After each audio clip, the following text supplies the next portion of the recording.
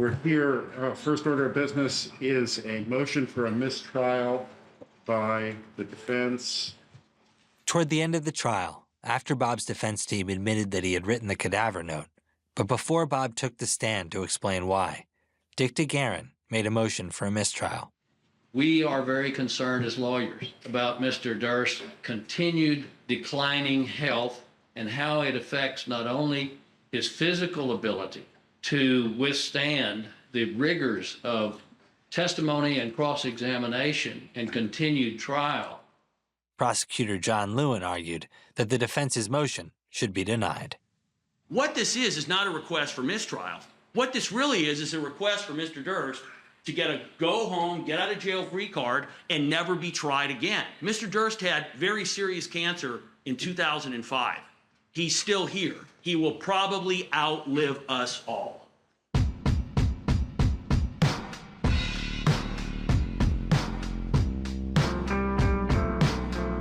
Hi, I'm Stuart-Pontier, one of the filmmakers behind HBO's The Jinx, and welcome back to the official Jinx podcast, a show where we take you behind the scenes of Andrew Jarecki's documentary series that became a real-life murder investigation.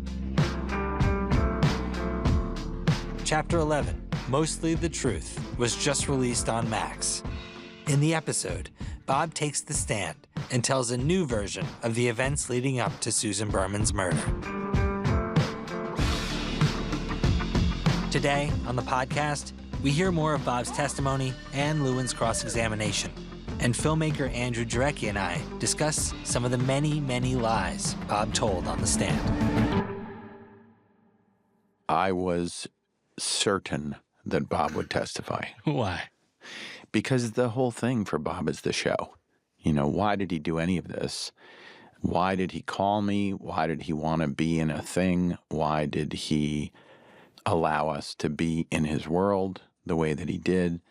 You know, Bob had nothing going on. And for a guy who's as much of a troublemaker and a fire starter as Bob is, when that stuff's not happening, he's nobody.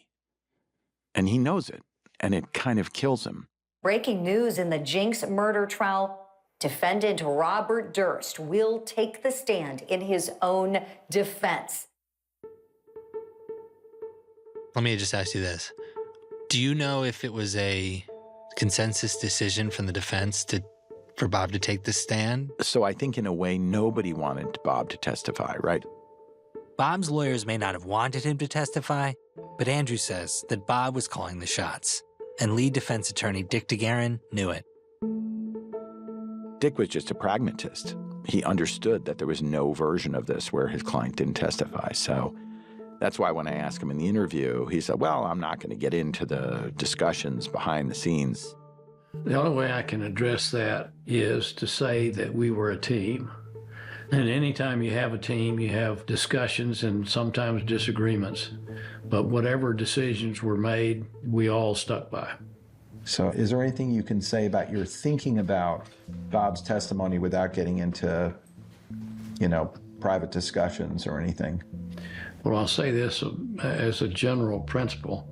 The final decision about testifying is always that of the client, with advice from his counsel.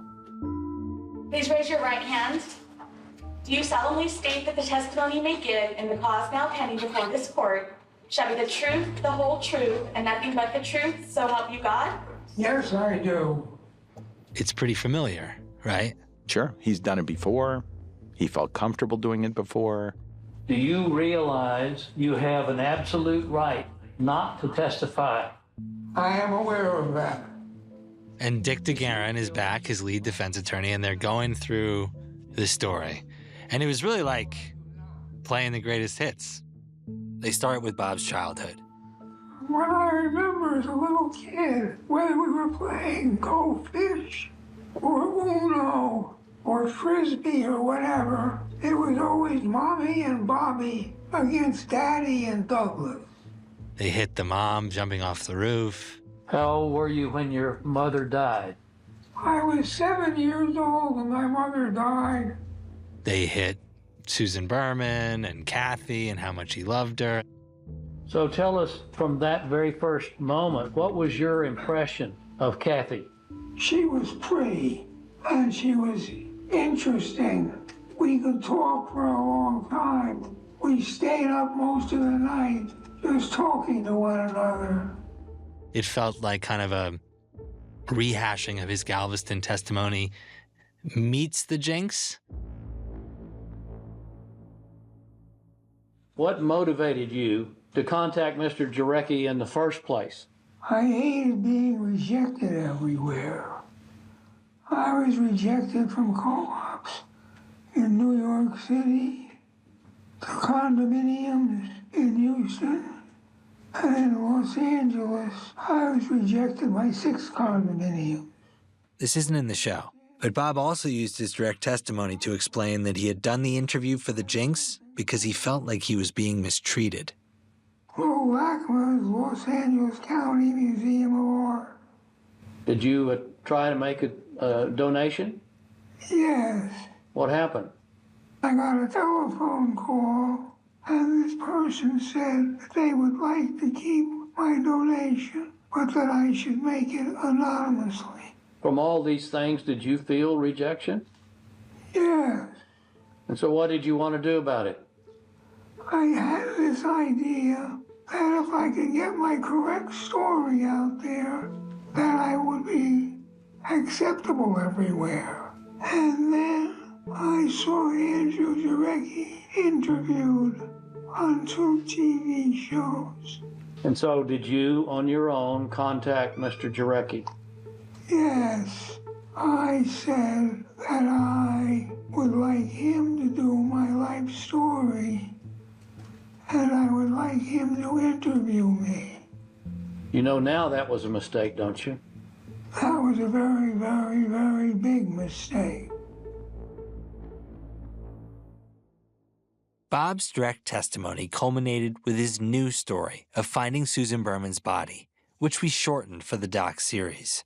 But we're going to expand on here, so stick with me for a minute, because the details Bob comes up with are extraordinary.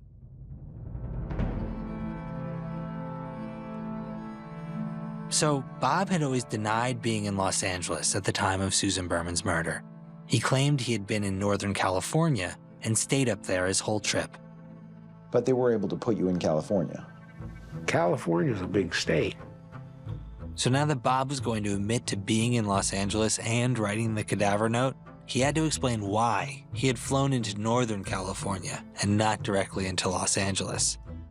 He comes up with an interesting excuse that he was helping a friend who was going in for surgery. My former neighbor and friend in Trinidad, Diane Boucher, had been having problems with her female equipment for a year, and she was going to have a major procedure done on the 20th of December. Bob testified that he got up early on the 20th, dropped Diane off for surgery, and then ran a few errands. Did you pick her up? I got there about 45 minutes early. They brought her out in a wheelchair. She was able to walk, and she had a shopping bag full of, in her word, industrial strength tampons and pads and adult diapers. Bob says he took care of Diane for a couple of days, and then he drove down to Garberville to buy some weed. What'd you do there? Well, a friend of mine from years ago, we were both at UCLA. He lived in Garberville and earned a living selling marijuana. Well, I went to his house next to the redwood forest in Garberville and bought a pound of marijuana. Bob continued south, he says, to visit Susan Berman. And this is where we pick things up in the doc series. Had you made plans to spend Christmas with Susan Berman? Yeah, I was going to meet her on December 22nd, and we were going to do a staycation in Los Angeles. We were going to go to Catalina Island. We were going to go to Disneyland. And I had offered to buy her furniture for $15.27 Benedict Canyon. So I drove to Los Angeles. Eventually, Bob arrived at Susan's Beverly Hills home.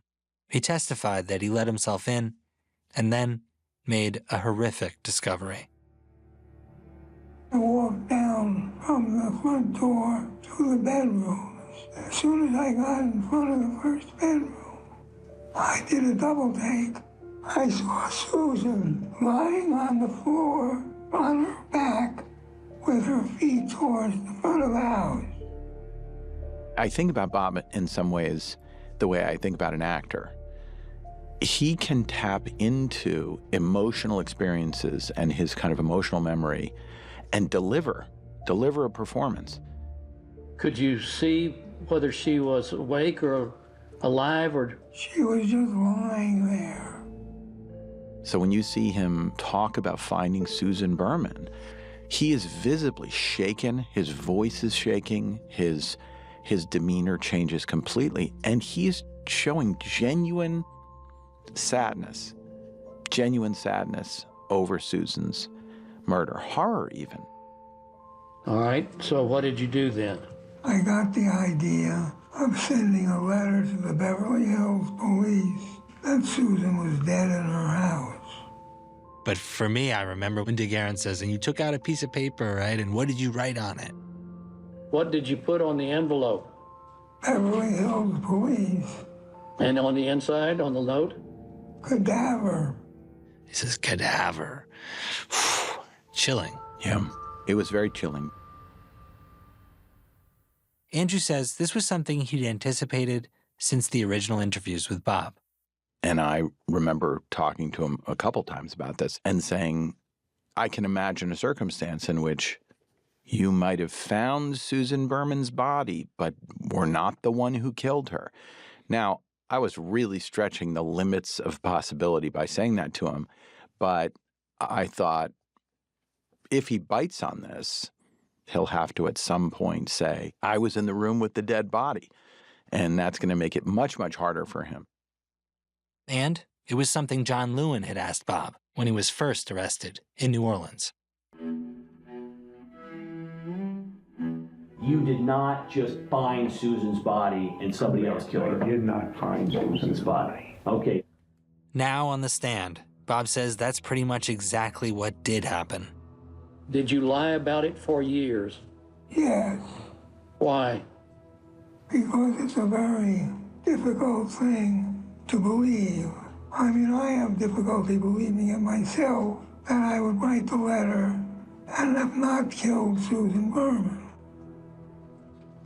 Your Honor, we pass the witness. In the show, we spend a lot of time with Lewin as he prepares. Seemingly, Lewin prepared for this cross-examination like he prepared for nothing in his whole career. This is a prosecutor who knows his case inside out. This is a prosecutor who is living to win this case right now. His preparation was extreme. Lewin knew as much about the case as we did, and in some aspects knew more. Yeah. As I prepare, it's just me and the boys on the bed getting ready for trial. The boys are John's two enormous dogs, Great Danes named Boomer and Tiny. Is it true that he would prepare on his bed with his big dogs? Or did he just do that for the show? No. He sits in that bed with those dogs endlessly. So, I mean, I probably have seen that, too much of that. Why do I know this about John Lewin? But it is kind of amazing to see how committed Lewin was to it just in his life, that this was his theme. You know, Lewin's always saying, I'm not good at very many things. I'm only good at one thing. That means you can cross-examine now, Lewin. So DeGuerin passes the witness, and just tell me about that interaction with the judge and John. Judge Wyndham, he's a very evolved, thoughtful, sensitive person.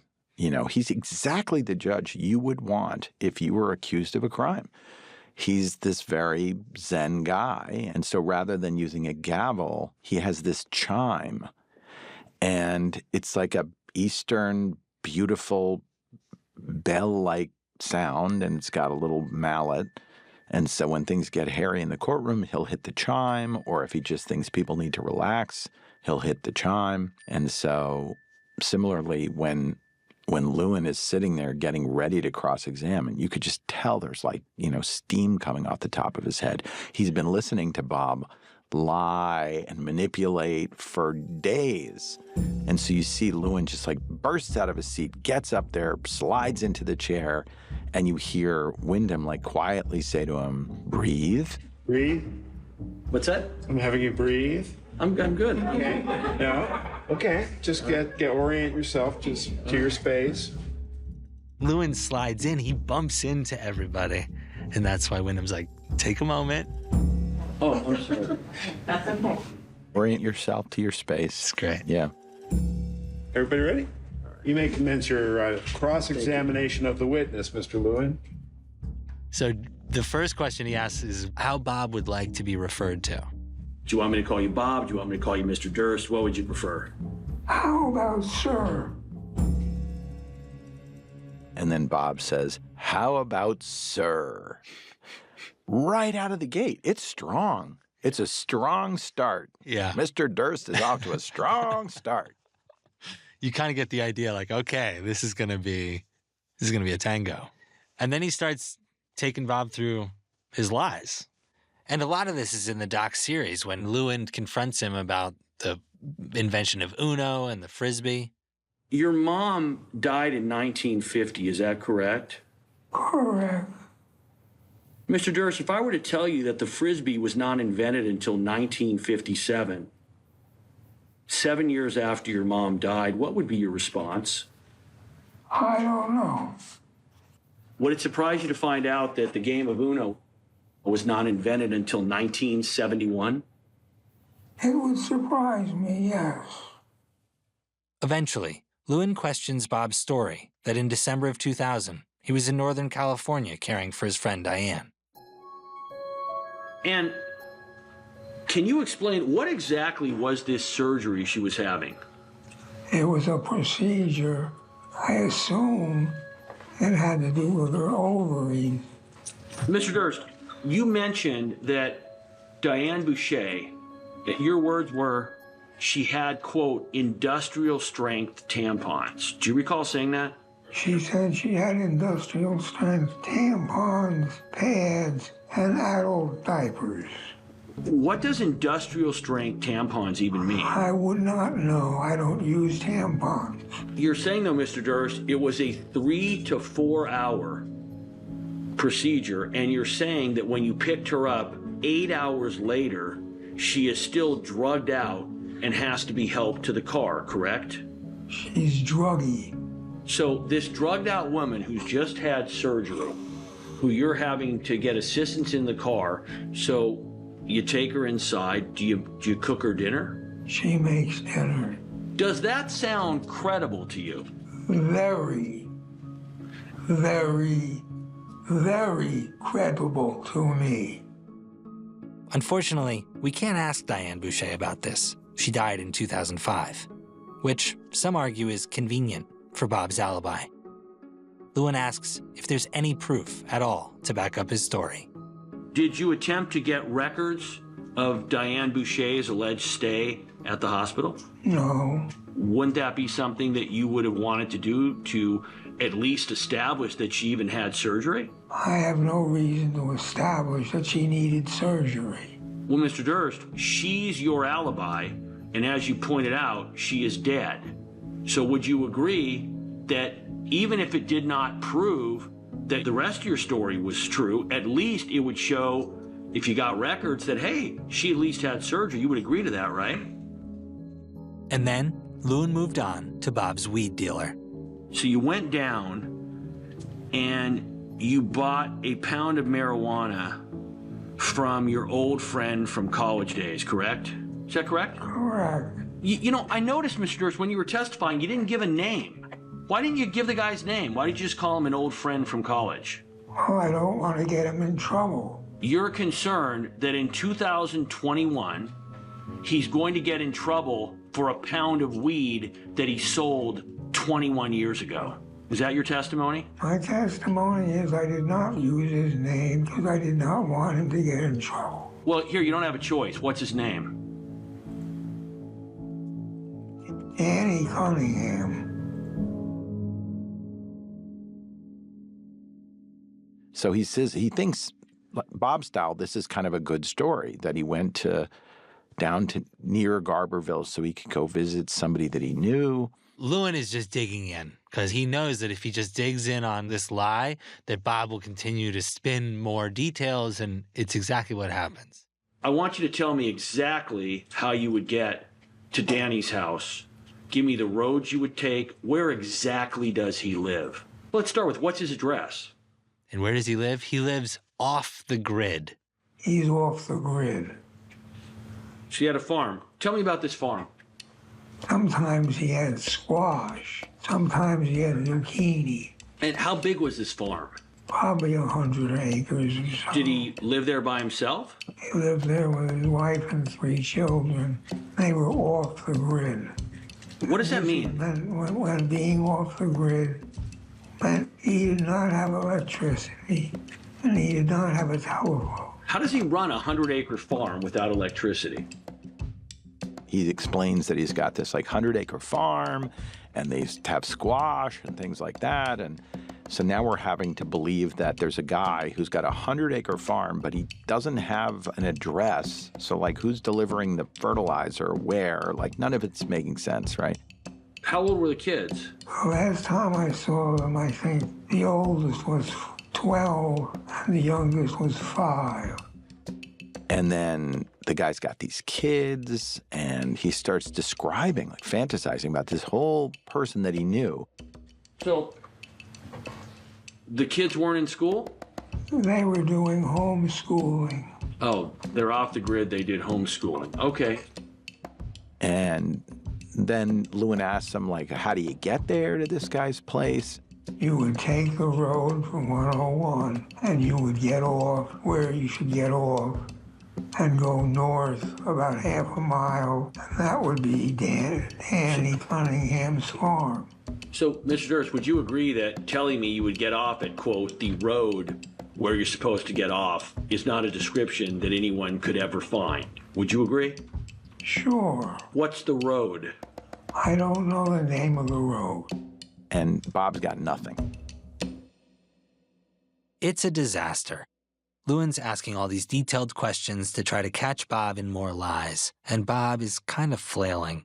And then, a member of Lewin's team, Tim Henderson, figures something out about the name Danny Cunningham. During cross-examination, John Lewin asks him for the name, and he comes up with the name of Danny Cunningham, which he didn't mention on direct examination to his own lawyer, but now all of a sudden he knows the name, and it's Danny Cunningham. The problem with that is that earlier that same morning, he'd been given a piece of paper. It's a 2-page report, and it was signed by Lloyd Cunningham. He's one of the handwriting experts who said that Bob is the one who wrote the cadaver note. So right after seeing that name, Cunningham, that's the new name for his pot dealer in California when he's not, murdering Susan Berman. And so, and how did you piece that together? So it's basically the plot of The Usual Suspects. I just heard him say it, and I was the one who walked up and I think gave him the report. I printed it out that morning. So I knew Cunningham had just been shown to Bob. So it set off an alarm for me. Bob more or less stonewalled and just pretended that he didn't make up the name that we pretty clearly had. Mr. Durst, are you aware of what the name of the handwriting expert on the report that I gave you was? No. Lloyd Cunningham. Maybe they're related. Maybe they're related. And of course, Lewin asked Bob about the Jinx. In the episode of the doc series, we hear what Bob says about the bathroom audio. But Lewin also questioned him about a bunch of his other incriminating statements. Andrew told me what questions he was going to ask in the morning before the interviews, and he gave me quote-unquote hints as to what he wanted me to say. And you would agree, Mr. Durst, that the first time you ever said to anybody that Andrew Jarecki made me say it is right here, right now, correct? I was following a script prepared by Andrew Jarecki. Okay, let me just be clear on this. So now it's a script you were given. It's not just hints. He literally had a script and you were reading it? Script is the wrong word. Hints are the right word. Hints was Andrew's word. He said, I'm going to give you hints. According to Bob, I helped him or pretended to help him by telling him that there were certain things that he should say because they would somehow make him look better. Andrew asked me to say that, and I said that because Andrew asked me to say it. And so Lewin said, listen, you know, he's kind of calling you into question, and, you know, if you want to rebut this, you can. So our intention is to call Mr. Jarecki to do the following, to ask him, Mr. Jarecki, there have been allegations made by Mr. Durst during his testimony that you either gave him a script and or told him what he was to say. Are those allegations true? And then Chip Lewis kind of gets up in court and he says, well, Judge, if they're going to bring Jarecki back, we need to be able to cross-examine him. We should be allowed to inquire of Mr. Jarecki to the extent of all meetings he had with Mr. Durst, not just those that were recorded, including phone calls, as well as those in-person meetings. Mr. Durst should be allowed to confront the witness regarding the editing of the Jinx. Lastly, Your Honor, Mr. Durst should be allowed to confront the witness regarding the collaborative efforts with law enforcement leading up to Mr. Durst's arrest in this case. I could see that could be a week on the stand. And Lewin, I think, said, unless you think there's a really good reason why people are going to believe that Bob said what he said because you gave him hints, this may not be worth our time, and it may delay the trial. The only reason we find ourselves here, Your Honor, is because the defendant, in essence, in violation of the stipulation that was entered, has come in and said that, well, I said those things, but he made me say them, there was a script, etc. Lewin and Andrew talked about why he never testified. Do you know why we didn't have you testify? Why? So cross-examination went so well that I did not want to put anything between cross-examination and argument. There was just nothing. The cross happens over 9 days, and I think of it kind of like almost like the end of Raging Bull. At the end of Raging Bull, he loses. He's losing. He gets the shit kicked out of him, but he doesn't get knocked over. And it ends with Robert De Niro's all fucked up. He's like, you never got me down, right? You never got me down. Never got me down. And you're just like, oh my God, like he's so fucked up. I did not kill Susan Berman, but if I had, I would lie about it. If you had killed Susan, would you tell us? No. Once you admit that you would lie to keep from admitting something damaging to the jury, would you agree that that pretty much destroys any credibility you would have? It would not destroy my credibility because what I'm saying is mostly the truth. Like, by the end, it's pretty clear that, like, even the judge is like, you gotta stop. Nobody's buying this story.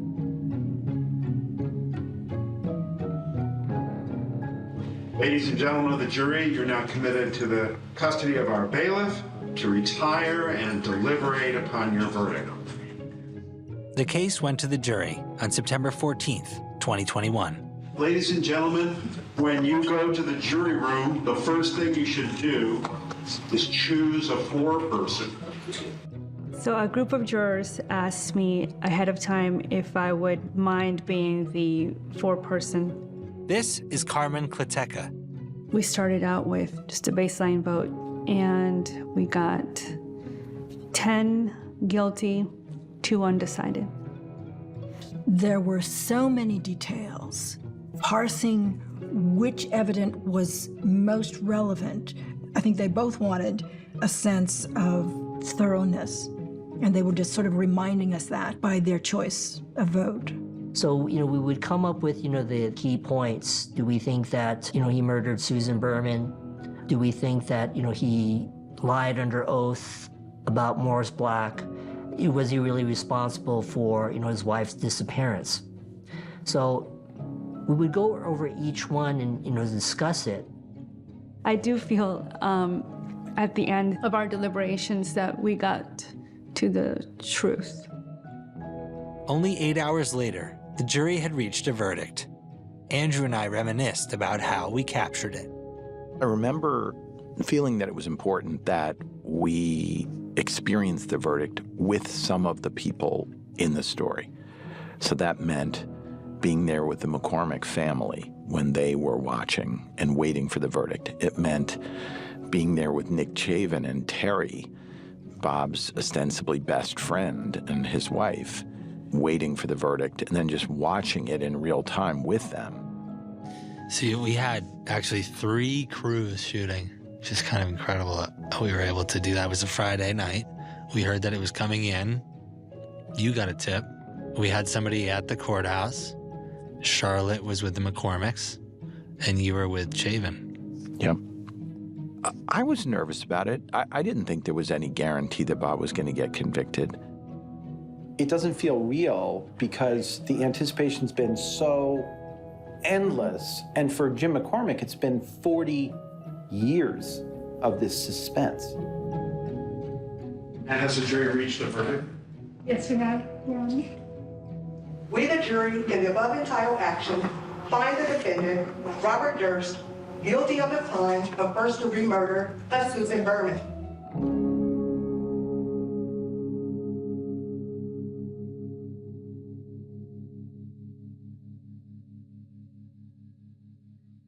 Bob Durst was just convicted of first-degree murder of Susan Berman, and people are very emotional about this, me included.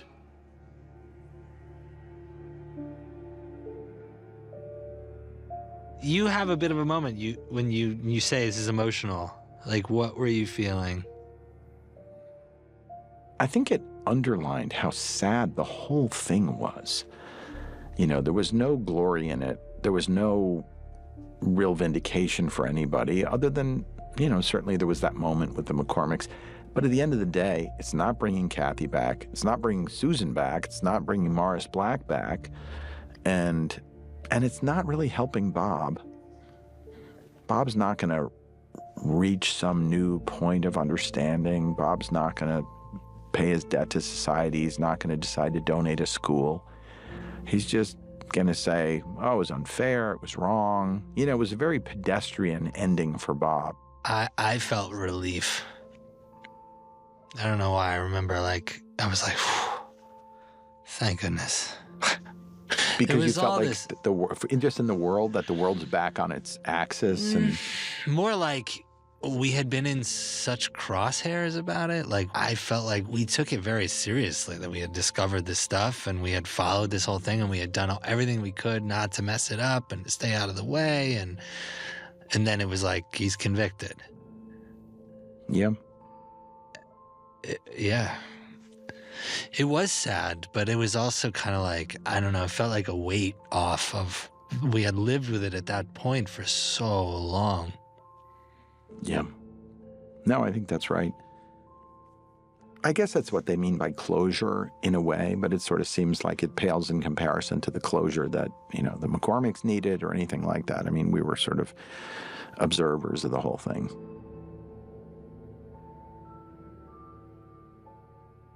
So the final episode comes out next week. Will the audience learn more about Deborah Sheraton? I sure hope so.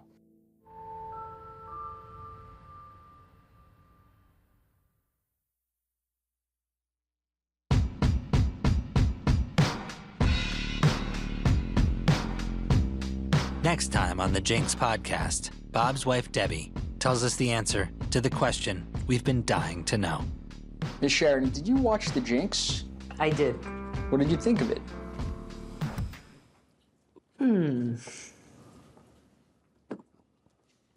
Not much.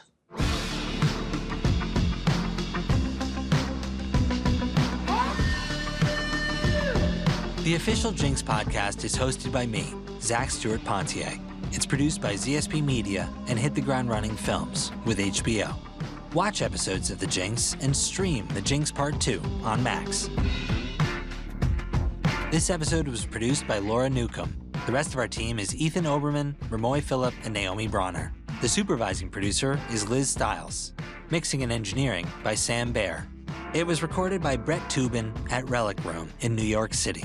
Music by the Mondo Boys, Wes Dylan Thornton, and John Cusiak. Additional music courtesy of HBO. The executive producers are Andrew Jarecki and me, Zach Stuart-Pontier. Special thanks to Michael Gluckstadt, Ali Cohen, Aaron Kelly, and Savon Slater at HBO Podcasts. And the fabulous Jinx team, Sam Neve, Kyle Martin, Richard Henkin, Charlotte Kaufman, Susan Lazarus, Annabelle White, Pedro Vital, Jesse Herman, Michele Zabarfian, and Nako Narder. And thanks to Ro Dillon, George Vogel, Danny Cunningham, Charlie Wessler, Nancy Jarecki, and Emily Wiedemann. And you made it all the way through the credits. Here's some more of Bob and Lewin tangling on the stand. And tell me about Daniel Cunningham. What do you know about him? What do I know about him? Yes, tell me everything you know about Daniel Cunningham. That will take quite a while. Oh, I'll wait. Okay. So Daniel Cunningham dropped out of the PhD program at about the same time that I did. And he moved to Garbersville. And he bought